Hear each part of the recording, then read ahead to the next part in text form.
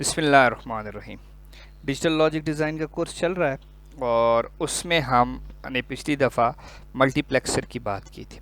2x1 का multiplexer हमने देख लिया था और उसके बाद 4x1 का हम मल्टीप्लेक्सर देख रहे थे और 4x1 का भी देख लिया था। 2x1 का हमने देखा था, पहले थोड़ी सी कन्फ्यूजन आई थी, लेकिन बहरहाल उम्मीद है कि क्या कहते हैं कि वो दूर हो गई होगी। इसके अलावा आप 8x1 का मल्टीप्लेक्सर भी बना सकते हैं। 8x1 के मल्टीप्लेक्सर को इतनी तफसील से मैं नहीं बताऊंगा। बेसिकली आपके पास एक ब्लॉक होता है 8x1 के मल्टीप्लेक्सर का। ब्लॉक से मुराद इसको थोड़ा सा 8x1 आपके पास मक्स है, 8 इसकी इनपुट्स हैं और 1 इसकी आउटपुट है।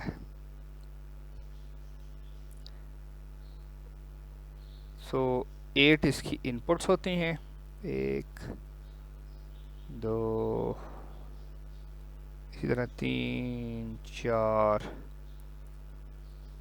5 6 7 और यहाँ पे एक 8। सो थोड़ा सा अच्छा, और इसी के हिसाब से मेरे पास इसकी सेलेक्ट लाइंस आ जाएंगी। इसको थोड़ा सा मूव कर लेते हैं। सेलेक्ट लाइंस जो आ जाएंगी वो इसकी 3 सेलेक्ट लाइंस होती हैं। ठीक है, इसकी 3 सेलेक्ट लाइंस आ जाती हैं और एक ही आउटपुट आ जाती है मेरे पास। सो 8 इसकी इनपुट होती हैं, D7 से D0 थोड़ा सा बना लेते हैं, बल्कि लिख लेता हूँ इधर। सो इसकी 8 इनपुट होती हैं, that is from D7 D6 D5 D4 D3 D2 D1 D0। हमारे पास this is 0 by the way. हमारे पास ये इसकी 8 इनपुट्स होती हैं, 3 इसकी सिलेक्ट लाइंस होती हैं, that is basically S2 S1 S0। ठीक, अब हमारे पास इसको मैं जगह की असल में थोड़ी सी कमी, पूरा मैं नहीं लिख सकता क्योंकि यहाँ ठीक है। और y इसकी जो है आउटपुट होती है। सो y इसकी आउटपुट होती है। सो सेलेक्ट लाइंस मेरे पास, आपके पास ये तो खैर इसको तो आप, क्योंकि ये 8 हैं तो इसके हिसाब से थोड़ा सा मैं इसको फिल कर देता हूँ, बाकी क्योंकि जगह की भी कमी है। सो 0 0 0 ये सारे 0 हो जाएंगे। जैसे मैं 8 तक बाइनरी नंबर्स को ट्रुथ टेबल में लिखा करता था उसी तरीके से लिखूंगा। सो ये 1, ये भी 0 हो जाएगा। अब ये तीनों भी 0 हो जाएंगे। ठीक, इसी तरीके से, और इस पे मेरे पास जो सिलेक्ट होगी वो D0 सिलेक्ट होगी। ओके, सो अब ये बन जाएगा, बल्कि इसको ऐसे ही लिख लेते हैं। कितने बन जाएंगे ये? 4 8 ज़ीरोज़, 3 4 हो गए, 5 6 7 8 ज़ीरोज़, और इसी तरीके से 8 1 1 2 सॉरी 2 3 4 और फिर नीचे 5 6 7 8, पूरा इधर नहीं आ रहा। सो इसको मैं इसी तरह लिखता हूँ। फिर इसी तरीके से हम ये 4 ज़ीरोज़ हो, सॉरी इसको थोड़ा सा इधर लिख लेता हूँ। सो ये 4 ज़ीरोज़,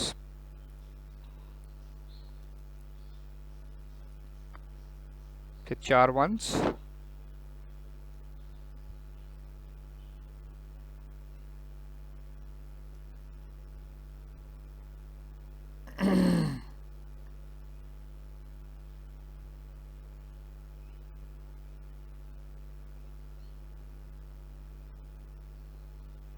फिर 4 ज़ीरोस,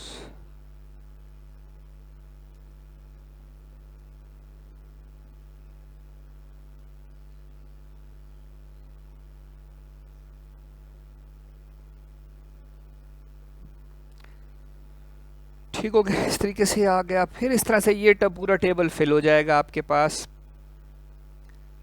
टेबल अब फिल करने में काफ़ी ज़्यादा टाइम लग जाएगा। बहरहाल ये सारा टेबल फिल हो जाएगा। यहाँ पे आपके पास मैं सेलेक्ट लाइंस को फिल कर लेता हूँ। सेलेक्ट लाइंस को फिल कर लेते हैं। सेलेक्ट लाइंस में बेसिकली आपके पास इसी तरीके से सेलेक्ट लाइंस भी आपके पास फिल हो जाएंगी, ठीक है। और सेलेक्ट लाइंस भी फिल होने के बाद आपके पास क्या हो जाएगा कि सारे जब ज़ीरो होंगे तो डी ज़ीरो आएगा, फिर इसमें 001 आएगा, फिर ये आ जाएगा, ठीक है। इसी तरीके से बल्कि इसमें सेलेक्ट लाइंस भी 4 होंगी। सेलेक्ट लाइंस को भी हम 4 सेलेक्ट लाइंस लेंगे। तो इसी हिसाब से सेलेक्ट लाइंस के हिसाब से हम 8x1 के मल्टीप्लेक्सर को भी डिज़ाइन कर सकते हैं। यहाँ मेरे पास जगह नहीं है, वरना इसको तफसील से समझाया जा सकता था।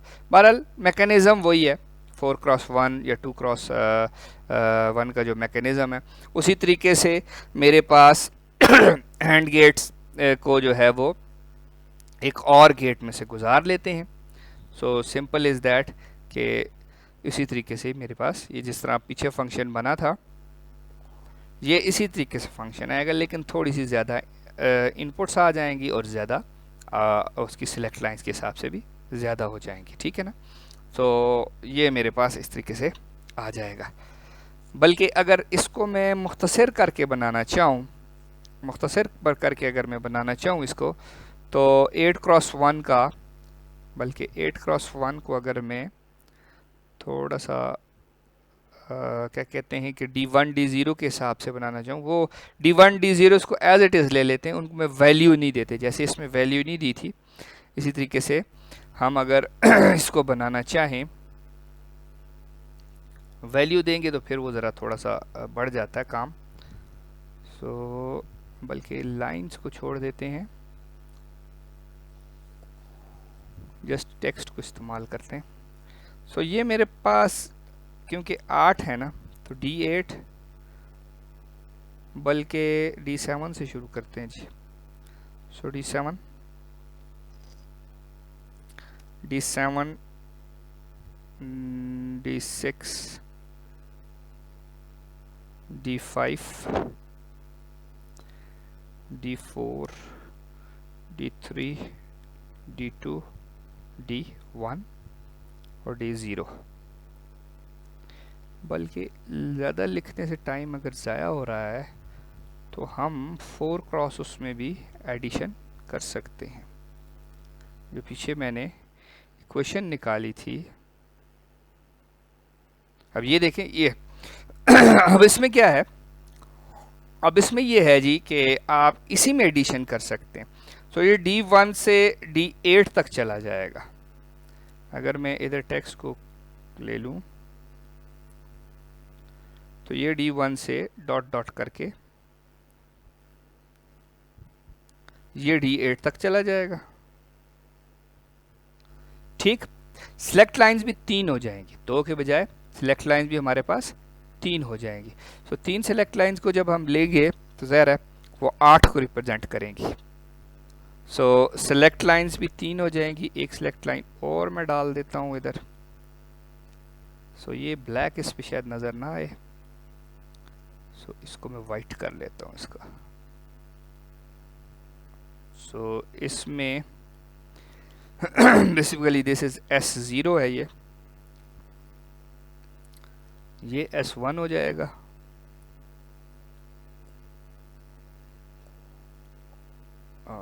सॉरी ये नज़र नहीं आ रहा, इसको मैं काट देता हूँ, इसका मतलब है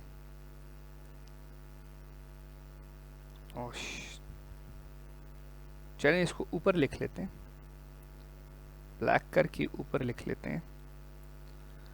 सो बेसिकली ये S1 आ जाएगा और यहाँ पे S2 आ जाएगा।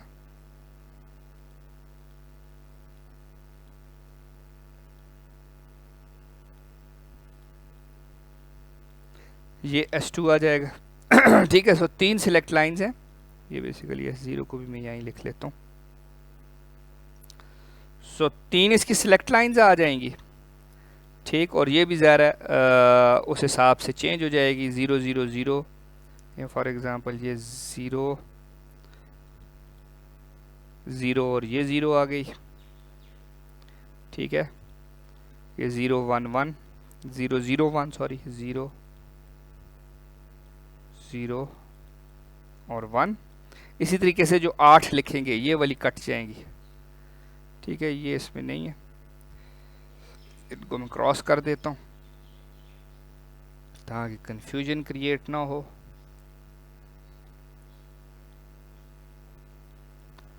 सो इसी तरीके से मेरे पास ये 4 0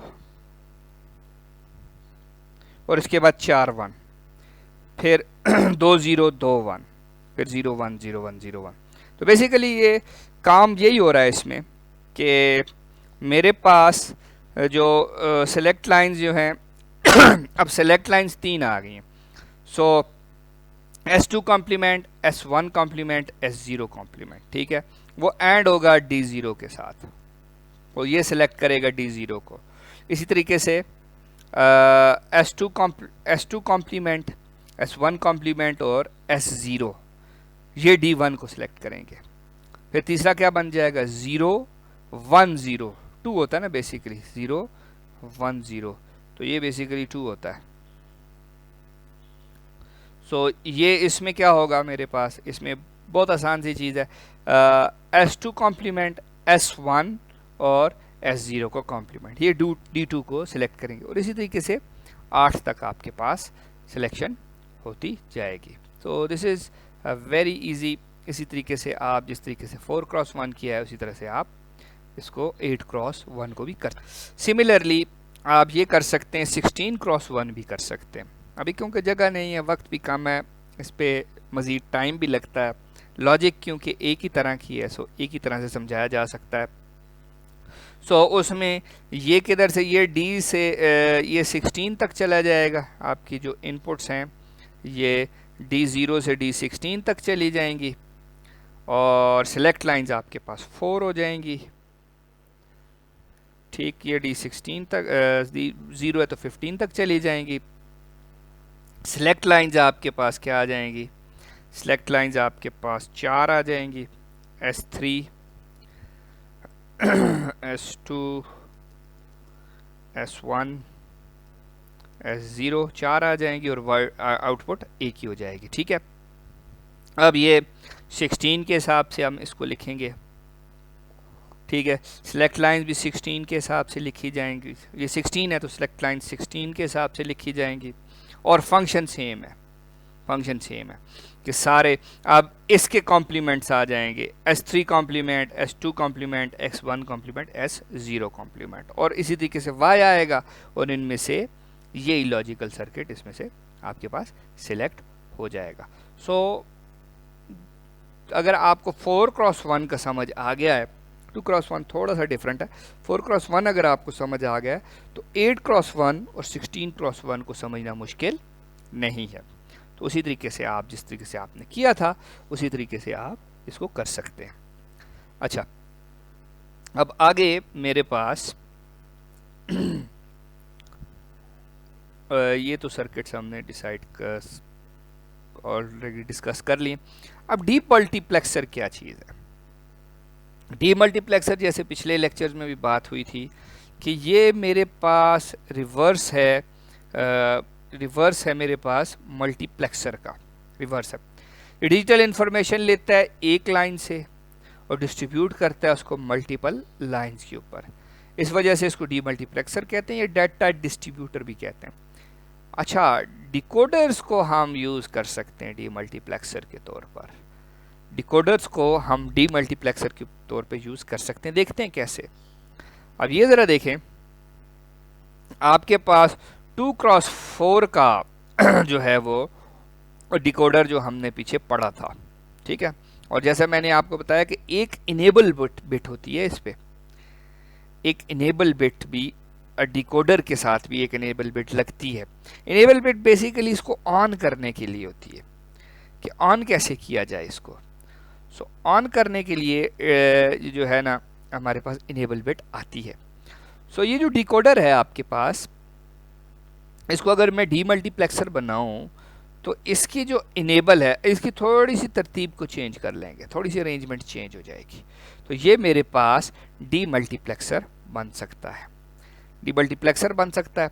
सो हम क्या कर सकते हैं इसको कि हम इसको इनेबल को इधर ले आते हैं, इनपुट्स को नीचे ले आते हैं, ठीक है। और अब ये कैसे डी मल्टीप्लेक्सर के तौर पे काम करेगा, इसको थोड़ा सा आगे देखते हैं। ये तो चलो इसको भी हम देखते हैं। बहरहाल अब डी मल्टीप्लेक्सर के तौर पे ये कैसे काम कर रहा है, इसका मैं टेबल थोड़ा सा देखना चाहूँगा। सो ये आपके पास देखें जी टेबल है, ठीक, ये इसका ट्रुथ टेबल है। आई गेस ये 2 क्रॉस जो मैं ऊपर एक्सप्लेन कर रहा हूँ। सो इसका वो जो ट्रुथ टेबल है वो ये नहीं है, इसको हम इधर देख लेते हैं। वो पीछे आगे जो मैं डिस्कस करता वो उसका ट्रुथ टेबल नहीं है। बहरहाल इसका ट्रुथ टेबल सेम है जैसे डिकोडर का ट्रुथ टेबल था, ठीक है। डिकोडर के ट्रुथ, अच्छा इनेबल बिट क्यों है? इनेबल बिट थोड़ा सा ये पीछे एक चीज़ डिस्कस हुई है, जब हम मुख्तलिफ़ चीज़ों से वो बनाते हैं तो फिर ये इनेबल बिट इसमें इस्तेमाल होती है। ये जैसे ये देखें, ये 3 क्रॉस 8 से हम क्या कहते हैं कुछ बनाने की कोशिश करें। ये खैर इसको हम बाद में डिस्कस करेंगे, तब ये इनेबल बिट डिस्कस होती है। बहरहाल हम सिंपल देख लेते हैं। सिंपल ये वही जो हमारे पास डिकोडर के जिस तरीके से आई थी वही ट्रुथ टेबल आ जाएगा एग्जैक्ट जिस तरह हमने उसमें किया था। तो 2 सिलेक्ट लाइंस हैं जी, S0 S1, ठीक है। और इसको D3 से स्टार्ट कर लेते हैं, D3 D2 थोड़ा सा गैप दे देते हैं, D2 D1 D0, ठीक। सो सिलेक्ट लाइंस मेरे पास हो सकती हैं 0 0, थोड़ा सा इसको ऊपर भी मैं ज़रा गैप दे दूं तो चीज़ें वाज़े हो जाएंगी। सो बिल्कुल डिकोडर की तरह आपके पास 0 0, इसी तरीके से 0 1 और फिर 1 0 1 1, ये आपके पास 4 वो आ गए।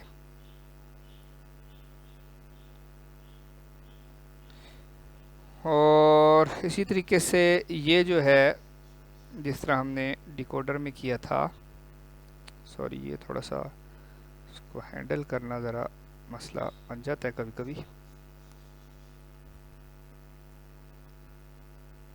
अच्छा जी, ये 0 हो जाएगा, ये 0 हो जाएगा, 0 0 पे आपके पास D0 सिलेक्ट होगा। सो ये 1 आ जाएगा, वही एक्टिव हाई और एक्टिव लो वाली बात है। सो इसमें क्या हो जाएगा, 0 है 0 है, ये सिलेक्ट हो जाएगा, ये 0 रह जाएगा। अच्छा जी, सो ये 0 है, इसमें D2 सिलेक्ट हो जाएगा बेसिकली, और यहाँ पे D3 सिलेक्ट हो जाएगा, बाकी ज़ीरोस। तो इसी तरह से डायगोनल आपके पास जिस तरह पीछे उसमें बनी थी, सॉरी इसमें हाँ इसी तरीके से इधर D0 सिलेक्ट हुआ है, D1 सिलेक्ट हुआ है, D2 सिलेक्ट हुआ है, D3, तो इसी तरह से डायगोनल बन जाएगी, ठीक है। तो आपके पास एट अ टाइम एक ही आउटपुट आएगी। और इनेबल जो है सिर्फ और सिर्फ, अब ये जो हमारे पास 2 क्रॉस 4 का जो डिकोडर, सॉरी 2 क्रॉस 4 कह रहा हूँ, 1 क्रॉस 4 का जो डिकोडर है वो बेसिकली 4 क्रॉस 1 का उलट है, ठीक है। 4 क्रॉस 1 का जो उलट है वो मेरे पास है जी 1 क्रॉस 4, और 1 क्रॉस 4 में मेरे पास 2 सिलेक्ट लाइंस होती हैं।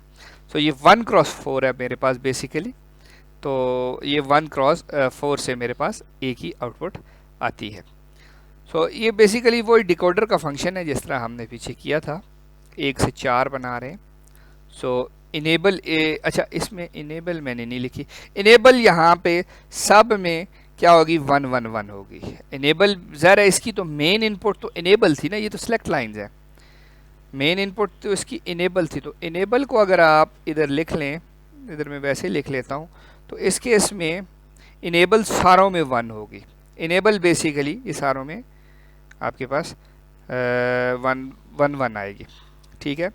तो ये आपके पास इनेबल बिट जो है, बल्कि इनेबल को भी एज ए इनपुट ले लेते हैं, 1 ही ले लेते हैं कि ऑन होती है मेरे पास, तो ये इनेबल इसके पास इस तरीके से आ जाएगी। तो सिलेक्ट लाइन से आप क्या करते हैं, डिसाइड करते हैं कि आपने कौन सी बिट, इनेबल 1 होती है, आगे सिलेक्ट लाइन डिसाइड करती है कि किसने आगे जाना है। तो ये डिकोडर का ही एग्जैक्टली उलट चीज़ है। अच्छा, अब मेरे पास इसी तरीके से, अब मुझे बैक थोड़ा सा जाते हैं, और ये मैंने आपको 1x4 का डी मल्टीप्लेक्सर बताया है।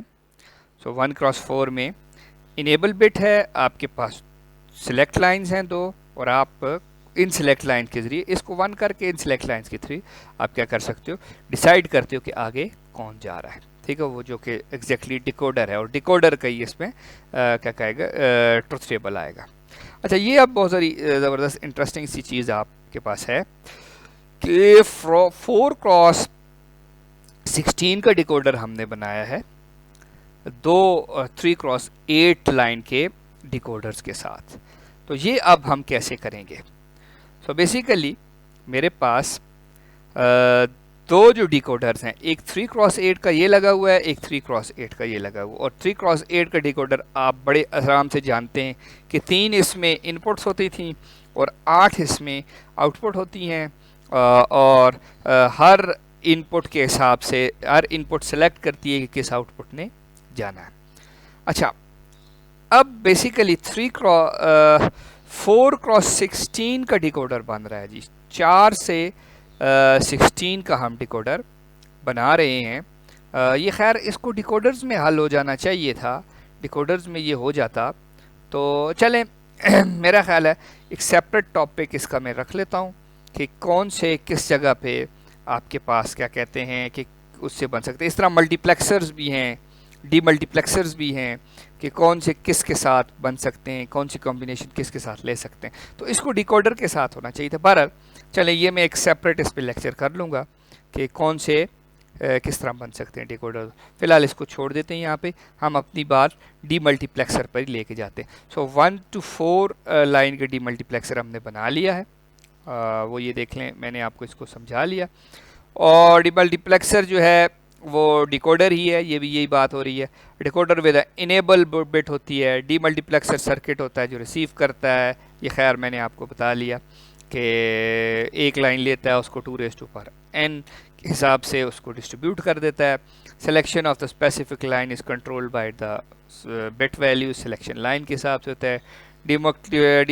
Decoder can function as demultiplexer if enable is taken as an data input. खैर वो मैंने आपको बता दिया कि वो इनपुट और सिलेक्ट लाइंस ए भी होती हैं। अच्छा, सो अब इसकी इम्प्लीमेंटेशन की बात आ गई। इम्प्लीमेंटेशन ये पीछे जो हम लोग कर रहे थे, इम्प्लीमेंटेशन की बात आ गई हमारे पास। सो अच्छा, इसमें इनेबल को इन्होंने 0 लिया, बेसिकली 1 होना चाहिए सिर्फ पहले वाले के लिए। पहले वाले के लिए तो खैर हो गई ऑफ, क्योंकि जब इधर 1 आएगा, इधर जब 1 आएगा तो ये 0 हो जाएगा इनेबल। बहरहाल इनेबल को अगर आप 1 करें, इनेबल को 0 करें तो सारे सिलेक्ट होते हैं, सारों पे आता है आपके पास, सारे आउटपुट्स आते हैं, जो कि हमारे पास डी मल्टीप्लेक्सर का मिजाज नहीं है, या डी मल्टीप्लेक्सर में हम ये चीज़ चाहते नहीं हैं। सो इनेबल को 1 रखते हैं। बेसिकली ये इन्होंने जो 0 किया हुआ है ना, तो ये लगाया हुआ है इसके साथ, तो इस वजह से 0 है। बाकी आप वही एंड गेट्स और गेट्स, ये खैर नैंड से इन्होंने इम्प्लीमेंट किया उसको, कोई बात नहीं, नैंड से करें एंड से करें, हमें सारी लॉजिक्स बड़े आराम से पढ़ लिए। सो इसकी एक इक्वेशन बन जाएगी उसी तरीके से जिस तरह डिकोडर की बनी थी, और उसी तरीके से हम इसमें लेके चलेंगे। सिर्फ इनेबल बिट को 1 करना है हमने। तो this is what we have. So आज के लिए बस इतना ही। इंशाल्लाह आगे मज़ीद इंटरेस्टिंग चीज़ों के साथ आपके आएंगे। तब तक के लिए